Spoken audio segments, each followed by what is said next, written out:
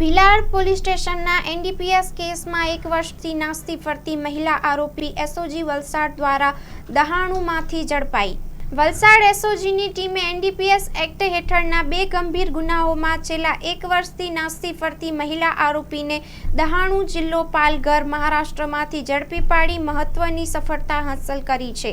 આ કાર્યવાહી સુરત વિભાગના પોલીસ મહાનિરીક્ષકના માર્ગદર્શન હેઠળ અને વલસાડ જિલ્લા પોલીસ અધિક્ષકના નિર્દેશનમાં અંજામ અપાઈ હતી। નાસ્તા ફરતા આરોપીઓને પકડવાની ઝુંબેશને વેગ આપતી પોલીસ ટીમે ટેકનિકલ તથા હ્યુમન ઇન્ટેલિજન્સના આધારે કાર્યવાહી કરી છે। જાહેર કરાયેલી માહિતી અનુસાર ભીલાડ પોલીસ સ્ટેશન વિસ્તારમાં નોંધાયેલા 2 અલગ-અલગ એનડીપીએસ ગુનાઓમાં આરોપી મહિલા ભાગેલી હતી। આ કેસોની વિગતો મુજબ એનડીપીએસ એક્ટની કલમ 8C, 20B, 2 અને 29 હેઠળ નોંધાયેલ ગુનામાં આરોપી સંડોવાયેલ હતી।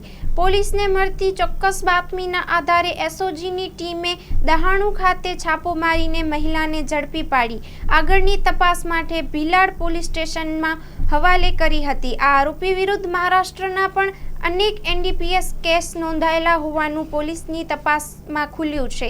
વલસાડ એસઓજીની ટીમે વફાદારી, તકેદારી અને ટીમ વર્કના આધારે એનડીપીએસના 2 કેસોમાં નાસ્તી ફરતી મહિલાને ઝડપી પાડી નશા વિરોધી ઝુંબેશને મહત્વની મજબૂતી આપી છે। મહત્વપૂર્ણ નોંધ એ છે કે પોલીસની આ કામગીરી સંવેદનશીલ અને ગુપ્ત રાખેલી માહિતીઓના આધારે કરવામાં આવેલી હોવાથી આરોપીઓના નામ જાહેર કરવામાં આવ્યા નથી।